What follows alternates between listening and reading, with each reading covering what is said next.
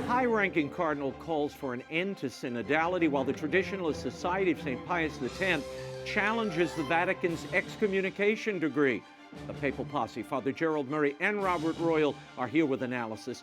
How has the West's loss of faith contributed to Europe's migration crisis? Author and historian Raymond Ibrahim is here to tell us. And Christopher Nolan's film of the Odyssey hits theaters this week. What is the enduring appeal and influence of Homer's ancient epic? Notre Dame professor and author Patrick Deneen explains. The World Over begins right now.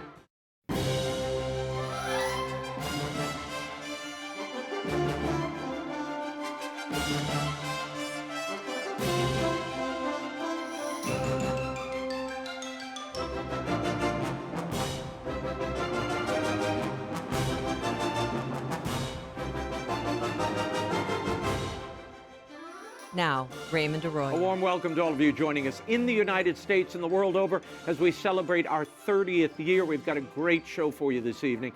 If you'd like to comment, send me an X post. I'm at Raymond Arroyo and always at Arroyo Grande Show on YouTube. The former head of the Vatican Supreme Court, Cardinal Raymond Burke, is sounding an alarm about the Synod and Synodality this week, while the SSPX makes a move to appeal Rome's decree of schism and excommunication. Here with analysis of these stories and more is the Papal Posse, editor-in-chief of thecatholicthing.org, Robert Royal, and canon lawyer and priest of the Archdiocese of New York, Father Gerald Murray. Thank you both, gents. Cardinal Raymond Burke, the prefect emeritus of the Apostolic Signatura, issued a stark warning about the Synod and the synodal process this week. Watch.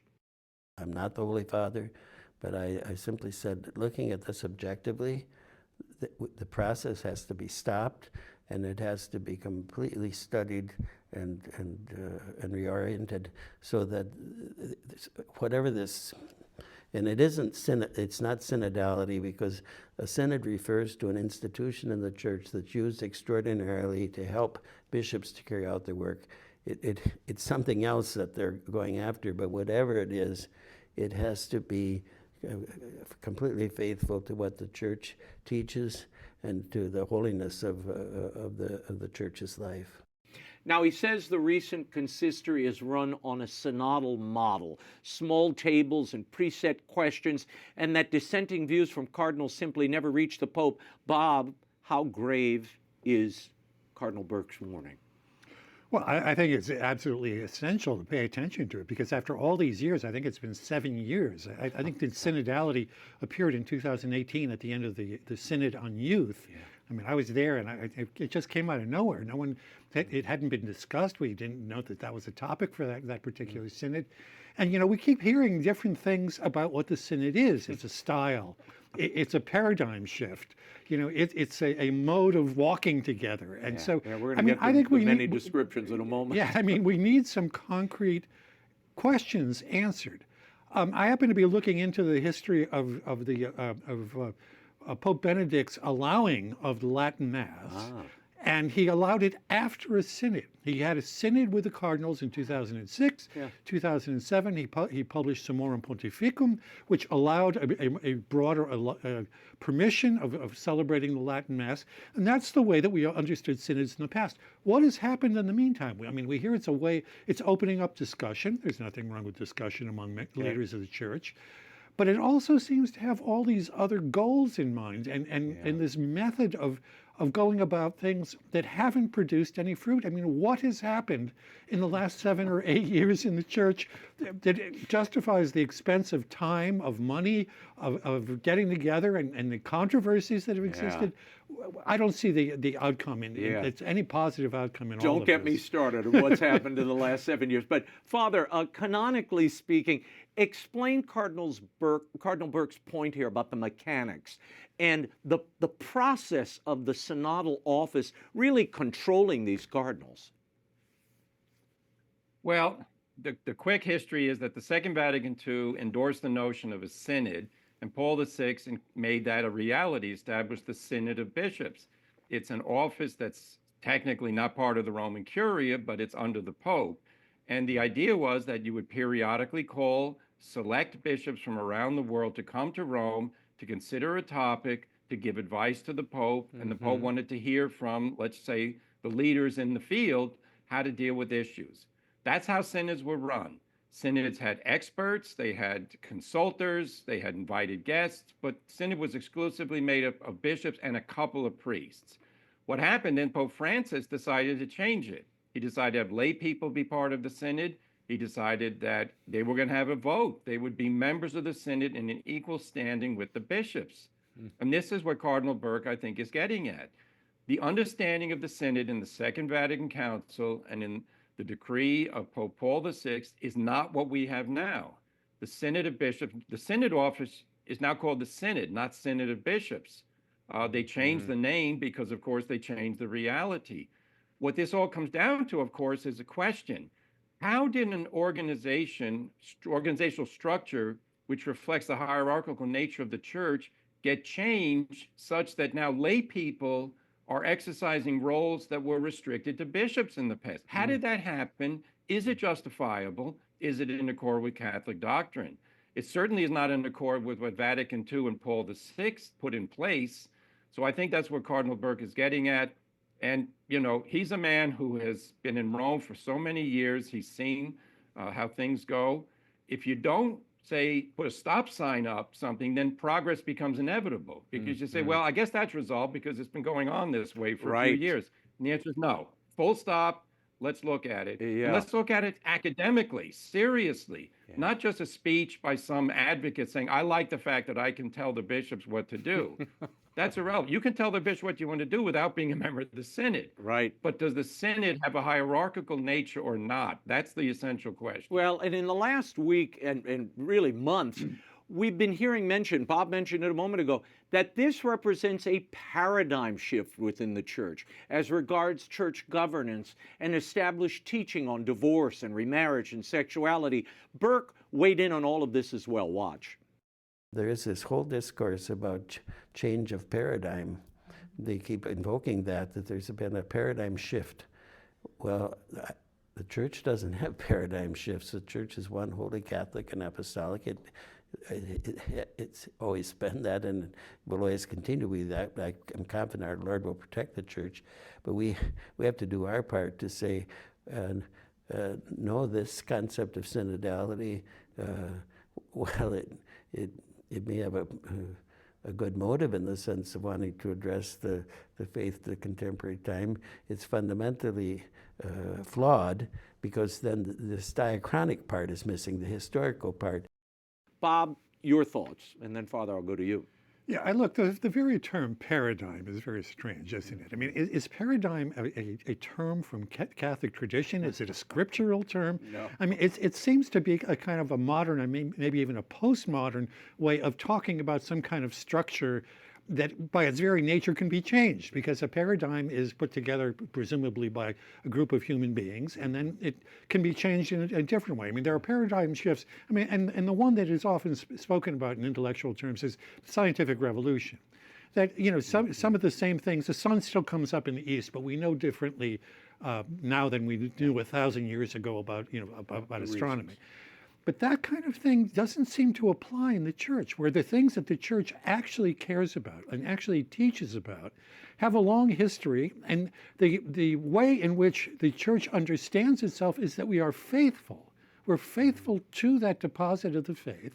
It gets applied in every age, but it does not depart from, if we want to use the term, the Catholic paradigm. I just don't see that this is a fruitful way to approach it. And I want to say again, what have we seen in the last 7 or 8 years? What has been the upshot of all this? Yeah, it's a disaster. Father, your reaction to what Cardinal Burke was saying there, and talk a little bit about the ever-changing nature of what this synod is, and the multiple ways in which it's been described. It's so unfixed, but isn't that part of the conceit, that we only will figure out what it is when we realize it? Yes, the life of the church, the doctrine, the discipline is not a paradigm. It is a system that is based on the dogma of the faith, as Bob said, the deposit of faith. It develops organically over time.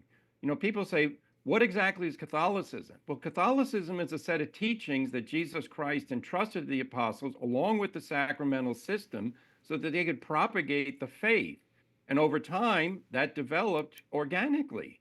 And that's how we have, the Catholic Church spread throughout the world.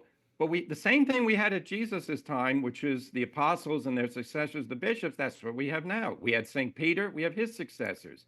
Paradigm really is a scientific term, and it's sort of like, another word would be model. In other words, an externally arrived at explanation of a conglomerate of factors or a phenomenon. And how do we explain what it is? And you can have a paradigm shift because it's only a guess. So scientifically, you guess, well, that's why it happens. Then you get new facts, it happens in a different way. We don't have paradigm shifts in the church because the doctrine doesn't change. Yeah. And I'll just throw this in. This is a very modern conceit, which is to use analogies from science to try to explain the realities of the Catholic world. And what they'll say is, well, science has more credibility. So if we don't match scientific criteria, then we have to update. No, it's the other way around. Yeah. Science is a development of human rationality, which is fostered in the Catholic tradition. We don't believe in magic. We don't believe in things like that. So what does the Catholic Church say? Go out, explore, try to understand, but know that revelation and natural law are given by God to explain things. So we don't do paradigm shifts, we do organic development and growth, and that's incremental. Of course, it goes over time. Our knowledge increases. So we're not, anti-knowledge, but we are anti-revolution in the sense of saying what happened yesterday no longer applies. We don't believe that. Well, this is clearly the overturning in some ways, Bob, of we are disrupting dogma and turning this process into its own ever-evolving dogma. That's how it seems, at least from the outside. Yeah. Well, I mean, look, again, I want to say the most credible part of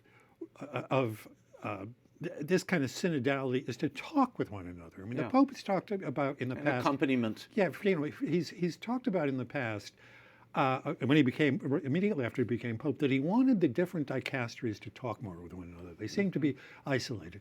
And that kind of institutional adjustment, I wouldn't call it a paradigm change, but the adjustment of the church being able to speak more clearly with one voice because everybody is on the same page, you're consulting with different people. No one could possibly be against that understanding of synodality.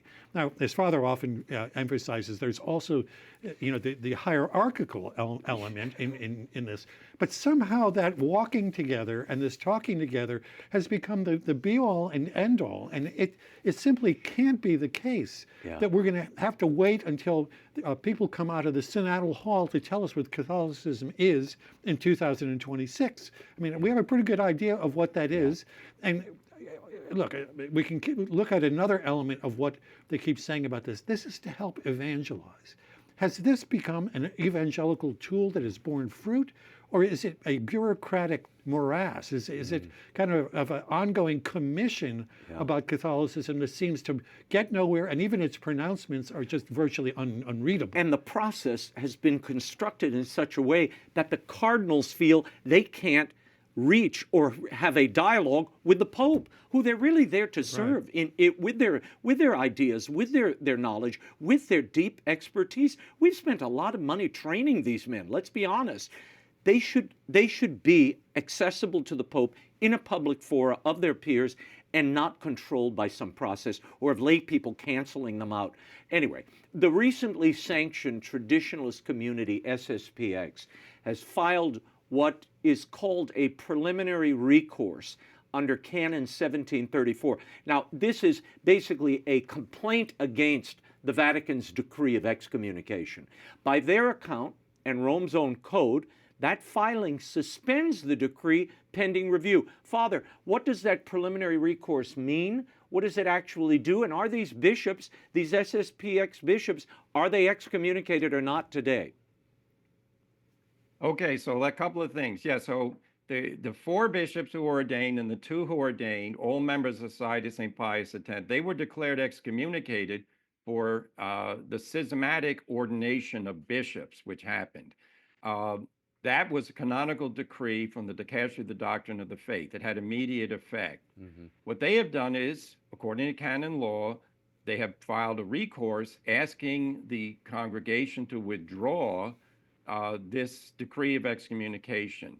And then the congregation has 30 days to, or the dicastery has 30 days to reply whether they will yes, in fact, withdraw it, which I don't believe they'll do, or that they'll accept the recourse so that it can now, have full administrative review at the Dicastery for the Doctrine of the Faith.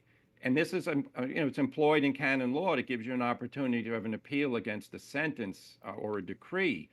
Now, the interesting thing, of course, is the very people who rejected canon law, which forbids you to ordain bishops without a papal mandate, now say, well, canon law is good because we're going to follow its strictures about having this penalty removed. And that's very ironic, because you could say to them, no, wait a minute. You substituted your judgment for that of the Pope and went ahead and did something the Pope told you not to do.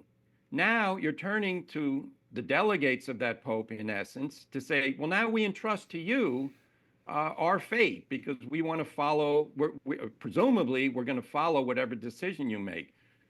I think in the real sense, if they don't get a withdrawal of the penalty, they're just going to continue carrying on. They're not going to say, well, canon law is binding, so we're going to, if we're excommunicated, we're not going to continue to have sacraments and all the rest.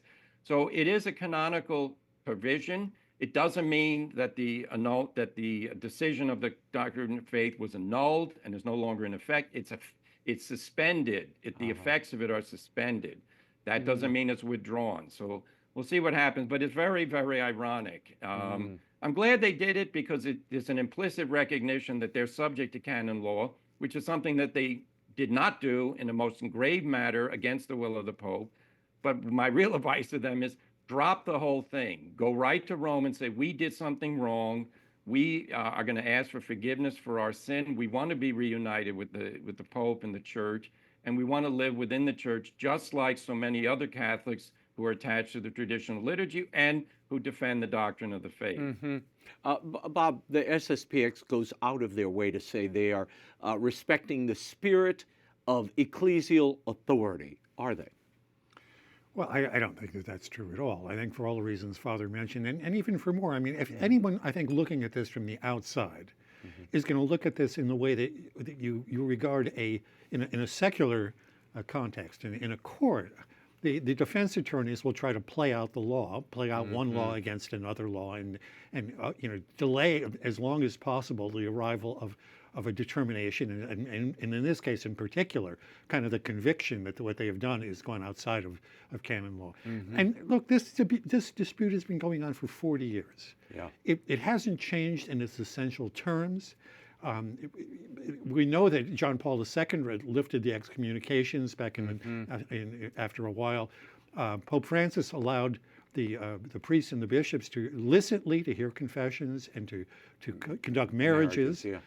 But the resolution of the basic problem is that they kind of regard themselves as the authentic church against the actually existing church. And there's no appeal to canon law that's going to solve that fundamental difference. But I want to pull back here for a moment, because there is something that changed radically, Father, that really brought this to a head. And that was, today is the 5th anniversary of Traditionis Custodes.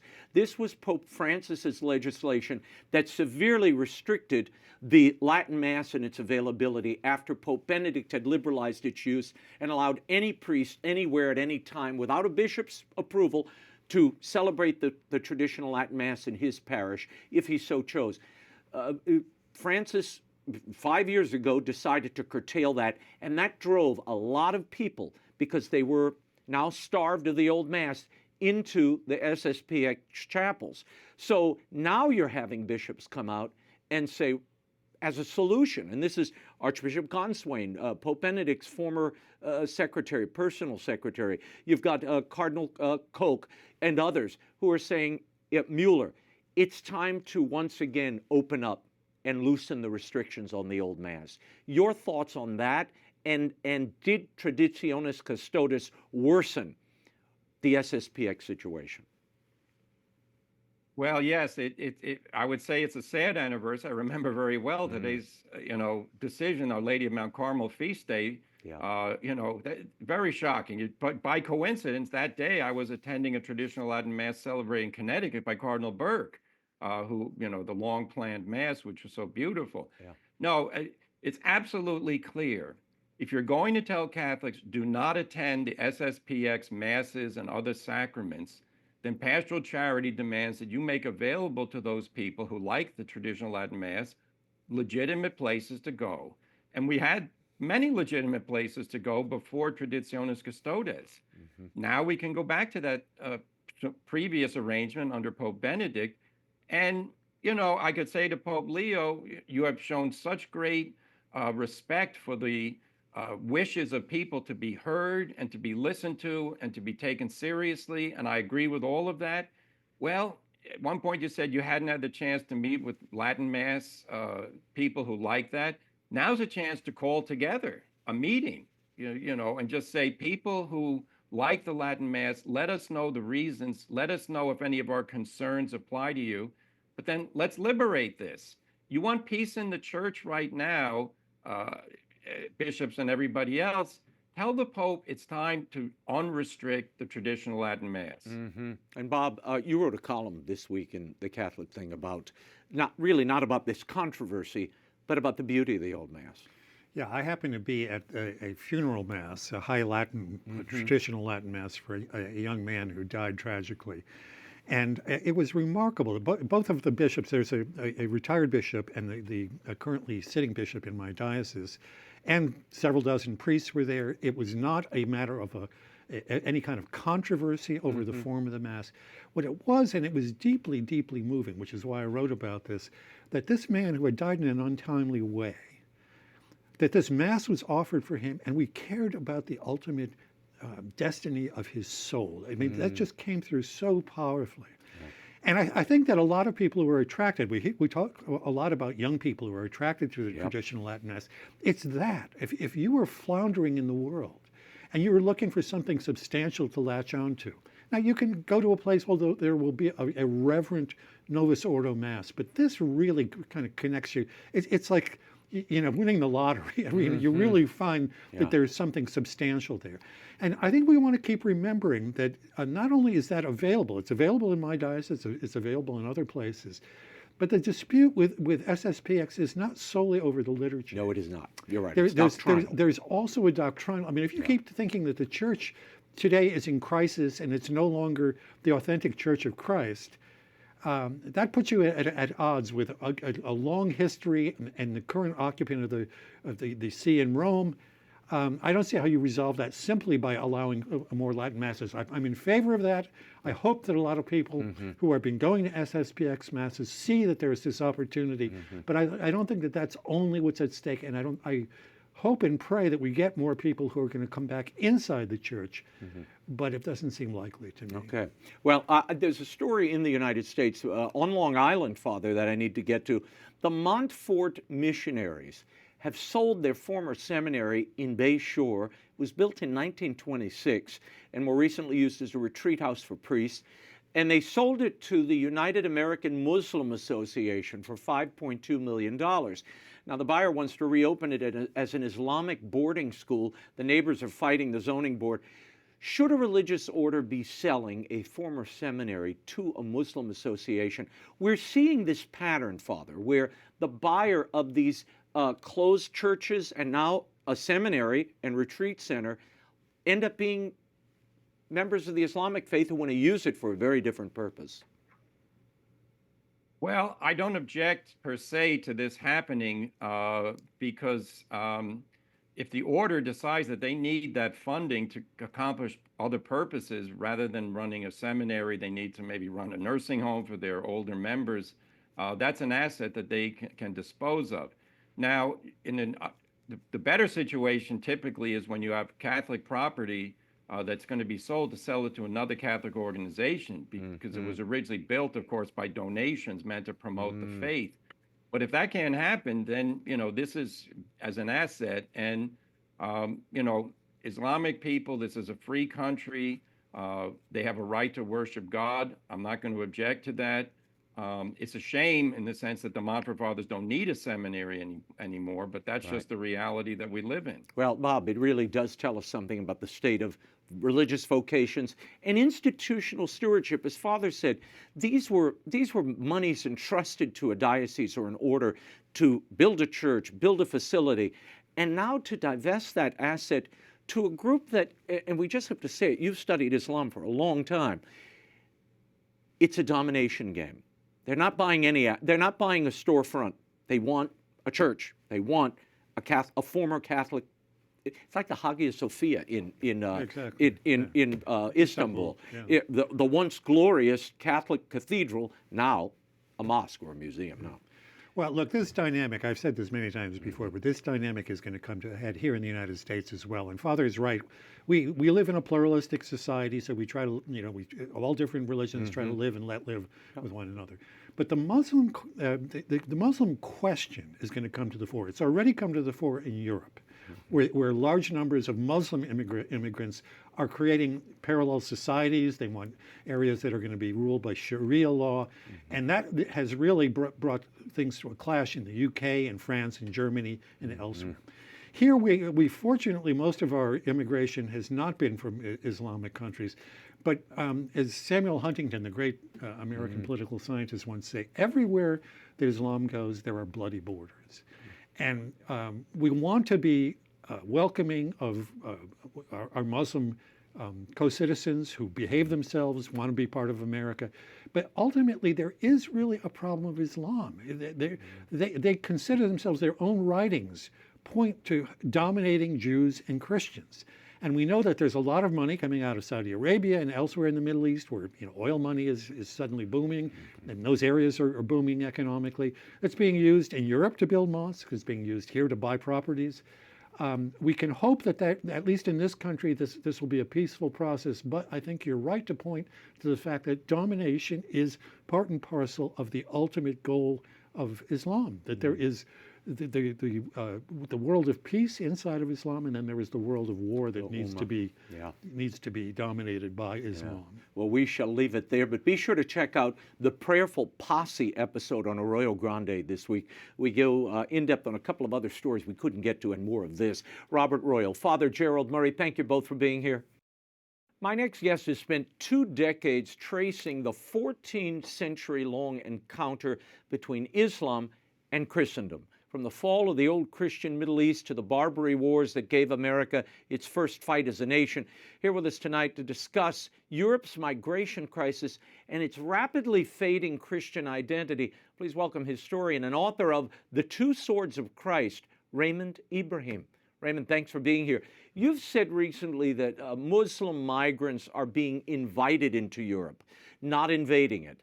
Is European migration, is that crisis about Islam, or is it really about Europe that's forgotten its Christian roots? I would actually argue it's the latter, because historically we could talk about Islamic invasions. That's what happened. That's most of what we call the Islamic world today was formerly Christian territory that was conquered piecemeal.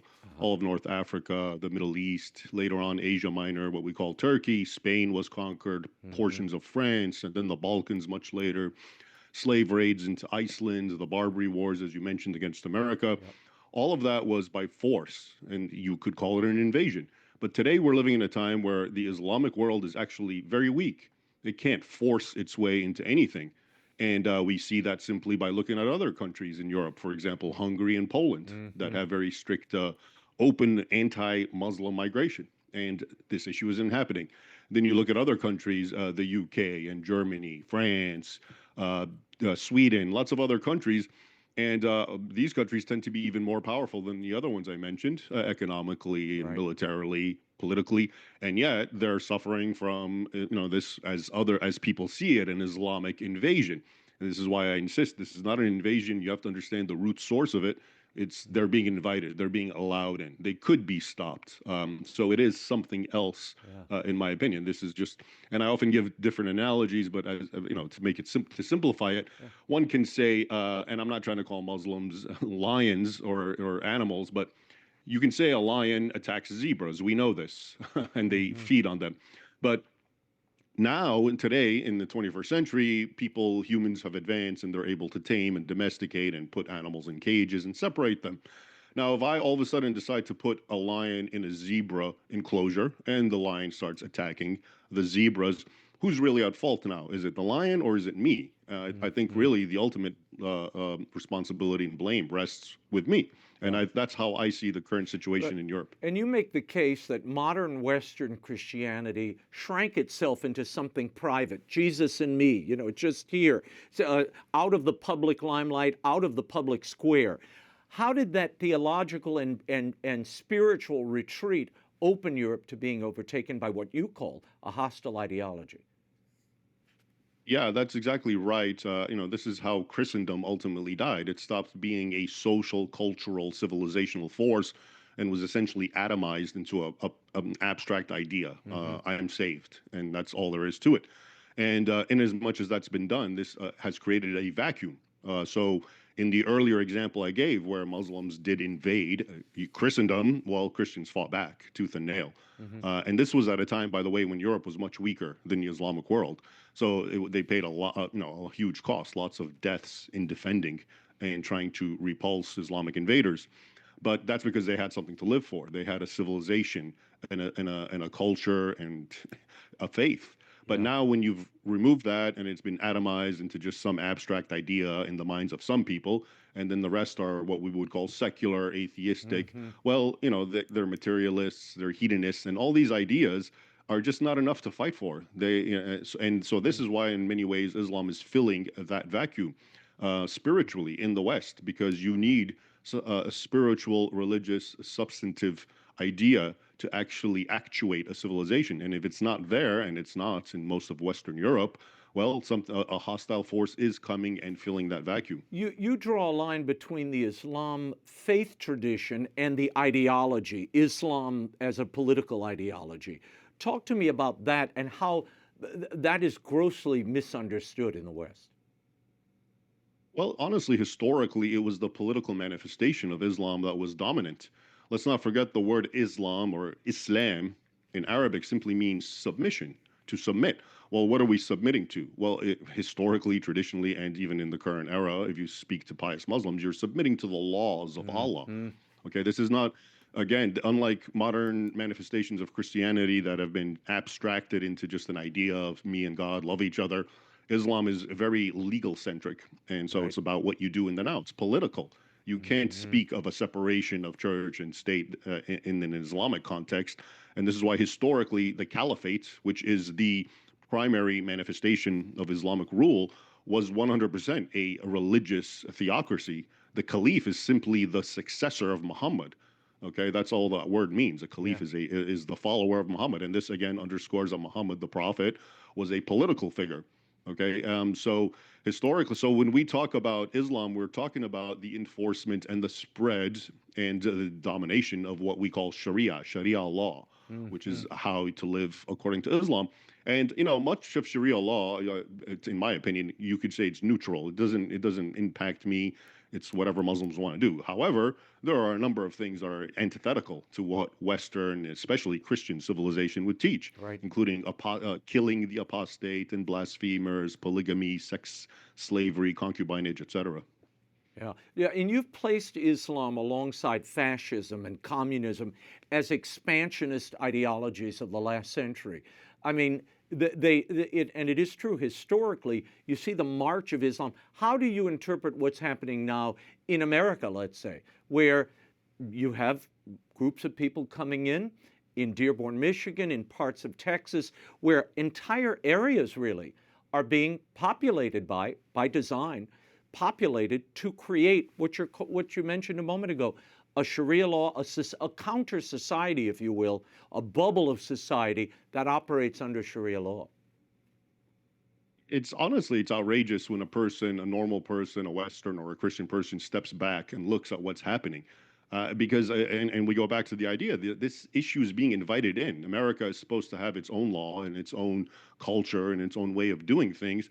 So why would you bring in something that, like I said, is very antithetical and then kind of turn a blind eye and allow it to take root and grow?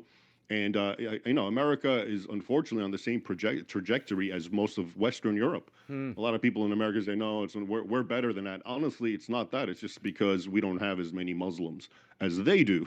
And when we do, it will be the same sort of capitulation probably, or acquiescence at least. So it's really strange seeing, and remember, when you bring in, and this goes back to the political thing, Yeah. when you bring in people who are Muslims, it's not just, oh, I have my own faith, but I'm going to fit in and assimilate in your civic society. Right. Like I said, it's a political thing. So they're coming in with already political ideas, laws that they want to enforce and live under, which, like I said, oftentimes clash directly with Western or Christian law. And so, I mean, one of the most simplest one is Islam teaches Muslims they have to have hatred for non-Muslims. And this is in Quran, Surah 60, ayah or verse 4, where it says, you have a good example in Ibrahim, the patriarch Ibrahim, when he told his people, enmity and hatred shall last between us until you believe in Allah alone. So already you're bringing in a very tribal mentality of us versus them, you know, Muslims versus everyone, Americans in this case, and you're planning them in. And at the same time, this religion also teaches Muslims, oh, if you're in a position of weakness, well, you can feign, you can pretend that you've assimilated or that you're friendly or that you like the infidel. So there's also that at work, and it's a very, it's a very potent tonic, and you bring it into Western countries that are really naive and clueless to this sort of thing, and you see what's happening is mass exploitation. Well, you're seeing, though, in Europe, I mean, in Ireland, in France, there is a backlash. You see these parties rising up against, the really recolonization, if you will, of those countries in ways that they never imagined. Do you think that trend will continue? And what of America? Yeah, I think the trend will continue, and that trend is also noteworthy for something else, which really underscores that this is by design. You know, we could go back a couple decades ago and say, oh, these politicians with their open door, or multicultural policies were mistaken, okay, and the proof is before us, right? Now you look at a place like Britain, a report came out and it said something like at least 250,000 British girls were systematically raped by Pakistani Islamic rape gangs and so forth. And now that the people are reacting and are angry, one of the last incidences is in Belfast, a Muslim tried to behead a man. Yeah. In London a few years earlier, people forget, Lee Rigby, a soldier, was beheaded in the street by Muslims. So when people are getting very angry and responding, and what is the government doing? Well, they're doubling down. And they're actually arresting those native Brits and other Europeans who dare notice and speak out. So this is why I really believe this really, like I said, emphasizes that this is by design, because instead of admitting, okay, we're wrong, the proof's in the pudding, as it were, we've seen the repercussions of our actions, open doors, migration, now we're going to do something about it. No, what they're doing is they're shutting people down and continuing with the same kind of mentality and enforcing, Sharia. King Charles of England just, announced, instead of being the defender of the faith, he's now going to be the defender of the faiths, which to me simply means he's, it's another way of saying now we're really going to defend Islam from criticism, which they call Islamophobia. Yeah. Okay, so but we'll see what happens with, these types of uprisings by the people. Yeah. Your most recent book, The Two Swords of Christ, tells the story of warrior monks, Templars, and Hospitallers, men who the church has not formally recognized as martyrs, even though they died defending the faith. How should we look at this period of history, and in what ways should they be looked to provide us with a spiritual foundation of the fight that may lie ahead? The battle is already at hand. It's just a matter of the church and Christians in general recognizing it and responding to the battle. Like I said, and I say this because I'm very acquainted with history, and the Islamic element has not changed. The impetus for conquest and subjugation of the infidel, of the Christian, is unwavering. It was there in the past, and I briefly touched on it historically, and it's still here in the present. So the war is going on, and it's just time for Christians, the church, etc., to acknowledge it and to do something about it. That's why it seems to me there's actually a spiritual element to this, right? A diabolical element that very much has paralyzed the church and Christians. I'm going to leave it there. The Two Swords of Christ, 5 centuries of war between Islam and the warrior monks of Christendom by Raymond Ibrahim is available at bookstores everywhere and online. Thank you for being here. Over on the Arroyo Grande podcast this week, it's really a wonderful interview. I sat down with legendary screenwriter Randall Wallace for a conversation about faith and courage and the incredible stories behind the making of the Oscar-winning film Braveheart and the upcoming epic, The Resurrection of the Christ, which Randy Wallace had a hand in writing. Watch. How long did it take you to write? It was actually very quick. From when I first heard the story to when I sat down to write it was 10 years, because I didn't feel, when I saw this statue of William Wallace standing next to a statue of Robert the Bruce, and as you say, I had not heard of William Wallace. So I asked a member of the Black Watch, Scottish guards there at Edinburgh Castle, who he was, and the guard said, he's our greatest hero. And I'm thinking, now, how can he be the greatest hero of Scotland? And I share his name, and I love history, and I've never heard of him. How could that be? And so I said, well, he and Robert the Bruce, I knew of Robert the Bruce, Scotland's greatest king. So they must have been allies fighting against the English. And this guard said, well, no one will ever know for sure, which of course is the magic words for a writer. For a writer, that's right. Open the door. But our legends say that Robert the Bruce may have been among those who betrayed William Wallace into the hands of the English to clear the way for himself to become the king. And that was when the lightning bolt struck me. It's like I thought, this may be the greatest story that I've ever heard.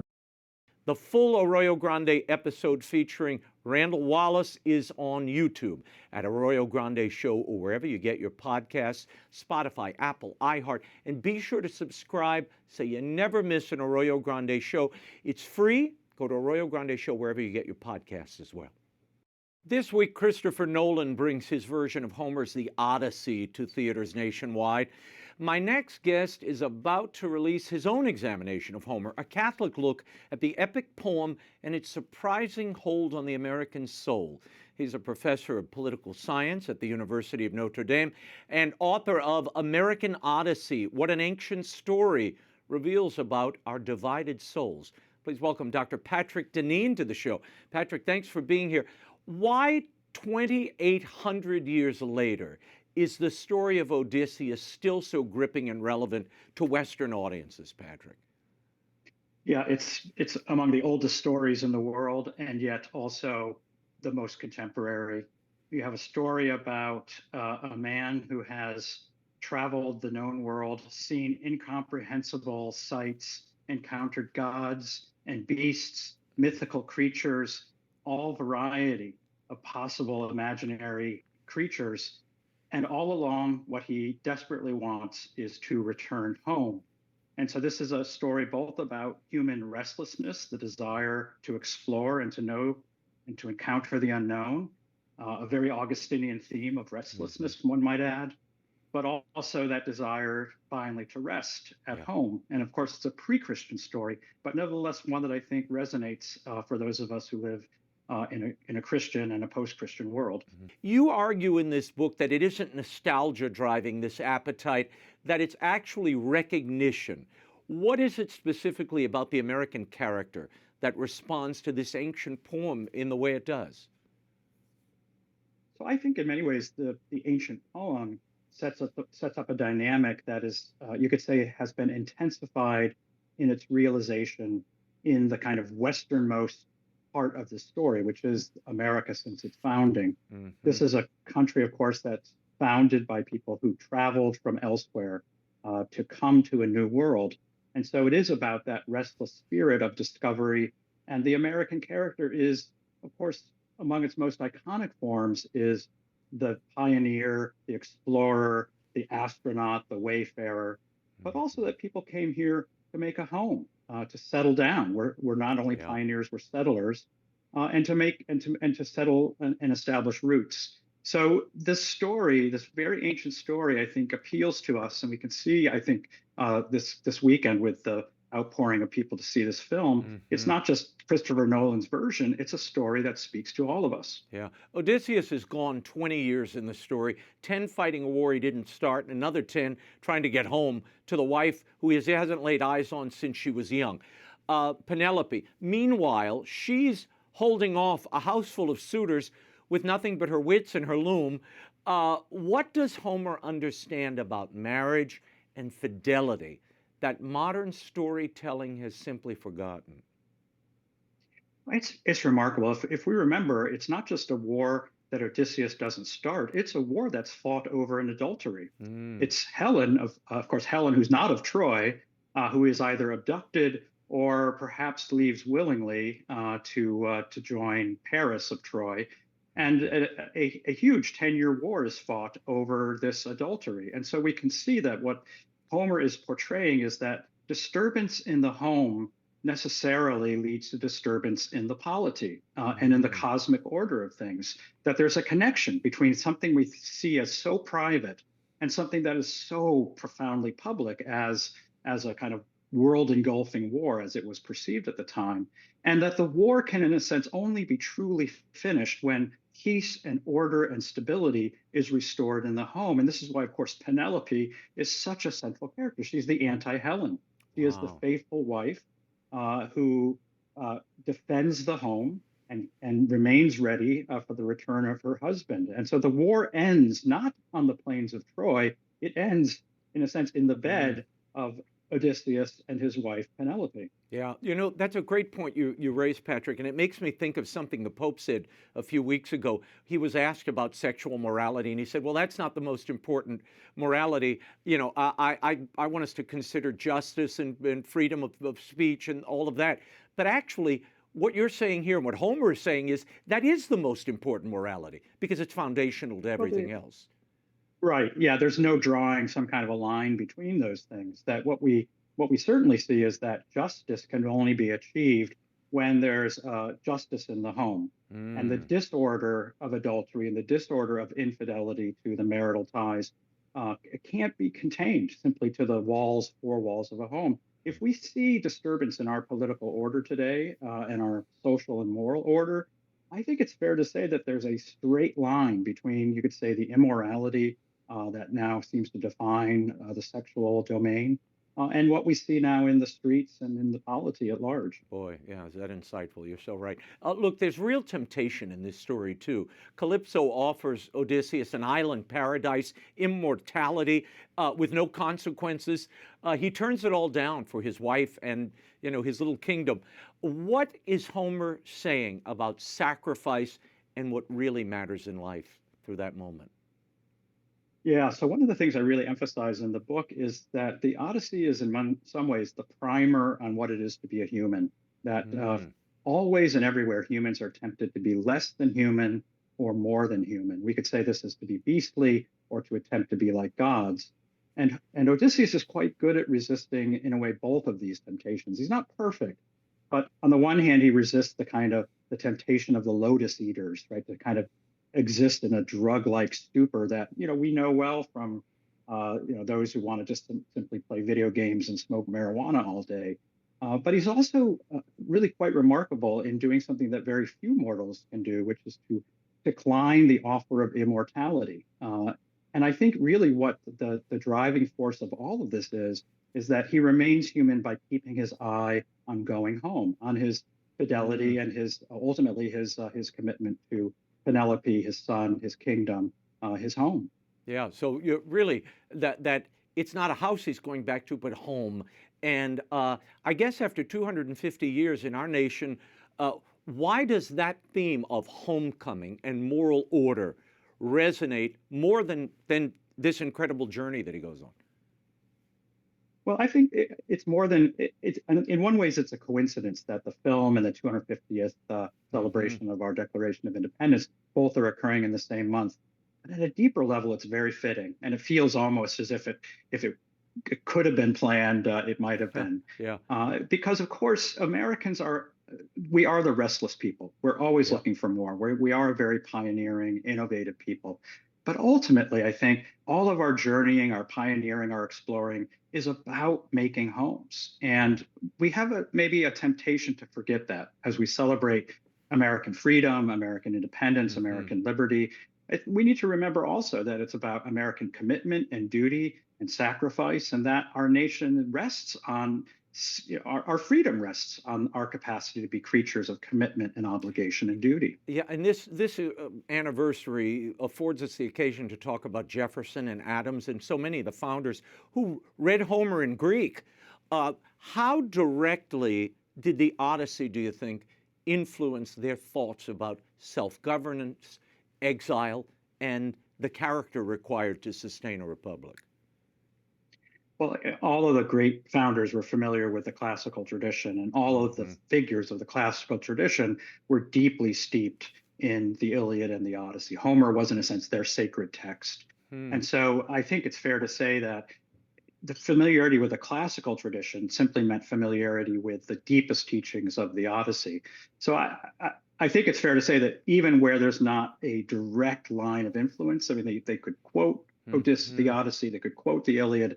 But what we could say is that effort to be a human being in a world of temptation, of bestial and godlike temptations, they knew well that a government that sought especially to elevate us in virtue without promoting the idea that we could make ourselves into gods, that's a deeply classical set of lessons that they certainly were bringing to bear. And it was part of the shared culture that the whole world at the time was learned men read society. They were reading from that common lexicon of classics. So it informed not only their culture, their manners, their way of being, but the way they saw the world, which is, I think, we have so many competing narratives now in our culture, and so few that we agree on. It's why you see all that disharmony among people and the disunity we see in our own country. But I love the way you trace that same pattern of homecoming through quintessential American works like The Wizard of Oz, Huck Finn, It's a Wonderful Life, and so many others. What does it tell you that American storytellers keep reaching back to these Homerian themes and structures? Yeah, so I think that's exactly right, Raymond. I try to pair various themes that are central in the Odyssey to iconic texts and films in the American tradition in order to demonstrate that we are very much under the same set of sort of, you could say, literary cultural influences, even if we don't recognize their Homeric elements. They're part of our lexicon. Right. And I simply just wanted to reconnect that, sort of what we see as iconic American cultural landmarks with this very old text. I think people maybe could feel intimidated or somehow it's old and strange and no longer relevant. And yet I think by connecting a text like the Odyssey combines the idea that there's somewhere over the rainbow that might be better with of course, the mantra that there's no place like home. Well, is there any more Odyssean theme in our own tradition than what's articulated by Dorothy Gale? Yeah. I want to talk for a moment about the Christopher Nolan film. Now, I know you haven't seen it, but the cast alone is sort of creating its own cultural skirmish. Lupita Nyong'o has been cast as Helen of Troy. Trans actor Elliot Page is Odysseus's cousin. There's a liberal use of modern vernacular and profanity weaved in the Bronze Age Ithaca in the film. They all speak English. The defense is that this is proof that Homer belongs to everybody, like Shakespeare. Your thoughts on that argument and approach? Yeah, in fact, I'm not seeing the movie because I'm speaking with you, Raymond. I had tickets for this afternoon's matinee. Okay, I'll call you later. To be here. No, that's fine. I haven't seen the film. I've read some reviews at this point. In fact, some people who were suspicious have said the film is nevertheless very powerful. I would just say, I think we should be in some ways grateful, in spite of what might be real blunders and regrettable blunders, that this has been an occasion where now we're here talking about the Odyssey, and we're able to talk about it substantively beyond whatever Nolan does with the film. If this film encourages people to go back and read the text and to think about the text and to reflect on its lessons, then we can say the movie, whatever its failings, was successful at least in promoting people to return to the roots of Western civilization, and that should be celebrated. Yeah, no, I've heard some and read some reviews now where people are saying the whole film is in some ways a Trojan horse, and that Christopher Nolan is mixing it up here, deceiving the audience, deceiving the Academy, deceiving everybody in some ways, the way Odysseus does in the as the central thrust of the movie. He is a trickster. And that really is his modus operandi throughout the entire poem. Yeah, that's right. Of course, he is the one who devises the Trojan horse, and he is known for his deceitfulness, his wiliness, his ability to be a trickster. I think in some ways you could say the Odyssey presents a form of heroism that doesn't rely, as the Iliad does often. The Iliad relies on the ideal of kind of strength, aristocratic force.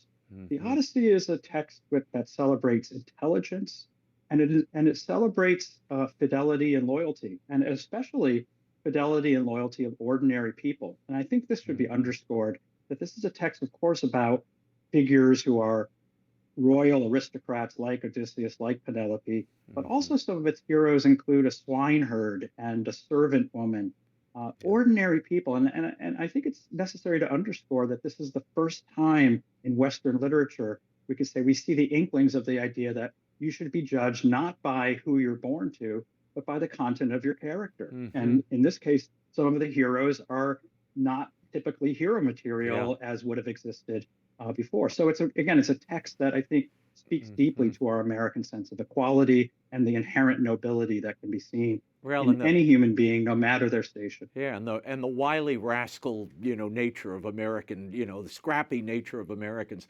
American Odyssey, What an Ancient Story, reveals about our divided souls by Patrick Deneen, will be available in bookstores everywhere and online July 21st, and you can pre-order it now on Amazon or wherever you get your books.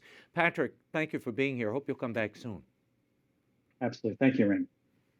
That is all the time we have for now, but before we go, I have to wish a very happy 50th anniversary to Robert Royal and his wife, Veronica. What a beautiful example to all of us, and a very happy anniversary to them. Be sure to catch us next week. Until then, we'll be scouting the world over for all that is seen and unseen. On behalf of the staff and crew of EWTN News, thank you for watching. I'm Raymond Arroyo. Bye now.